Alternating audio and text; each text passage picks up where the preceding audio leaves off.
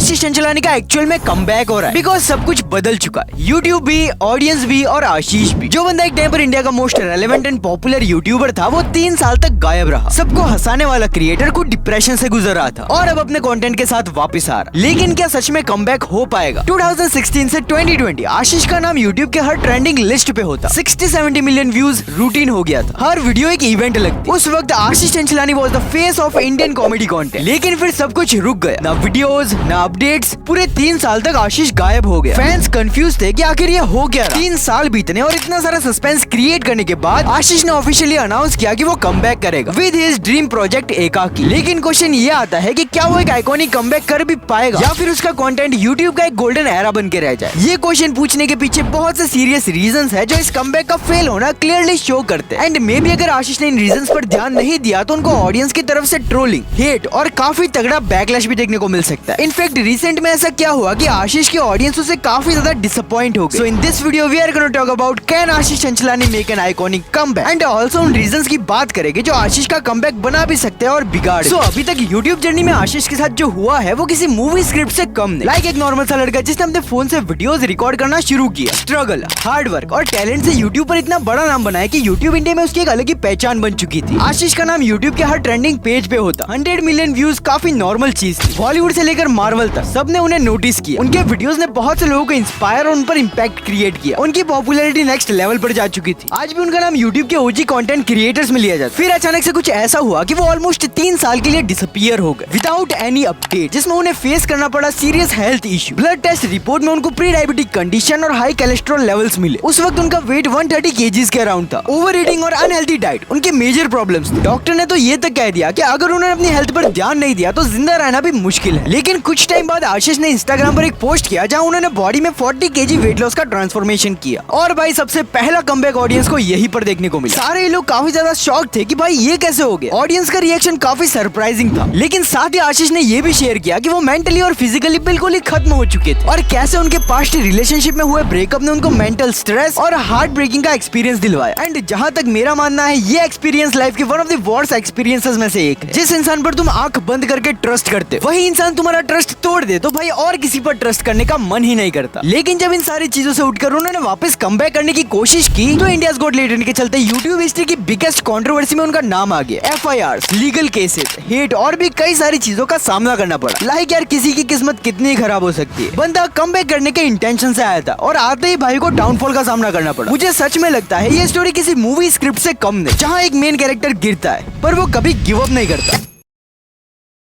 Anyways now पूरे YouTube पर आशीष चंचलानी को लेकर सिर्फ एक ही बात चल रही है कि वो वापस कमबैक करेगा। लेकिन मेरा क्वेश्चन ये है, इतना सब कुछ होने के बाद क्या आशीष चंचलानी वापस वही मैजिक ला भी पाएगा? बिकॉज आशीष के पुराने वीडियोस लेजेंडरी थे और यही पर वो सारे रीजन सामने आते हैं। अगर लॉजिकली देखे तो अब ऑडियंस उससे सेम या उससे भी बेटर लेवल का कंटेंट देखना चाहती है। अगर कमबैक वीक निकला तो ऑडियंस ट्रोल भी कर सकती है बिकॉज अभी तो भाई मीम्स का जमाना है। रेप्यूटेशन चाहे कितनी भी अच्छी, मीम पेजेस उसको सेकंड्स में बर्बाद कर सकते हैं क्योंकि यार ऑडियंस ने तो SRK तक को नहीं छोड़ा। किसी और को लेकर क्या ही एक्सपेक्ट कर सकते। और यहाँ पर मेजॉरिटी ऑफ लोगों का खुद का कोई ओपिनियन नहीं रहता। उनका ओपिनियन टोटली डिपेंड करता है पॉपुलर ओपिनियंस, ट्रेंड्स और मीम्स पे। इन माय ओपिनियन अब तो जेनजी ऑडियंस का टेस्ट भी बदल गया। Short form reels, fast pace edits और एजी ह्यूमर। आशीष का स्टाइल थोड़ा पुराना लग सकता है अगर वो ऑडियंस के अकॉर्डिंग एडप्ट ना करे तो। लेकिन अब जो सवाल है, क्या आशीष नए टाइप के कंटेंट स्टाइल को एडप्ट कर पाएगा? वेल, जो चीज आज से 7-8 साल पहले वर्क करती थी अब वो वर्क नहीं करेगी। ऑडियंस को मीम स्टाइल ह्यूमर और डार्क कॉमेडी भी चाहिए होती, पर हाँ उतनी भी नहीं कि शो सीधा बैन ही हो जाए। वेल, इन सब के अलावा सबसे मेन प्रॉब्लम ये है कि अभी कमबैक का हाइप इतना हाई हो गया है कि जो भी वीडियो आए उसे अनरियलिस्टिक एक्सपेक्टेशन से जज किया जाए। बिकॉज आशीष ने कहा कि उन्होंने सारा पैसा इसके प्रोडक्शन में लगा दिया। सो आई थिंक ये कुछ डिंडोरा या ताजा खबर जैसा होने वाला एक हाई प्रोडक्शन प्रोजेक्ट। और मेरी ही तरह डिफरेंट लोगों ने डिफरेंट चीजें सोच रखी। दैट्स व्हाई ओवर हाइप का सीधा रिजल्ट है ओवर क्रिटिसिज्म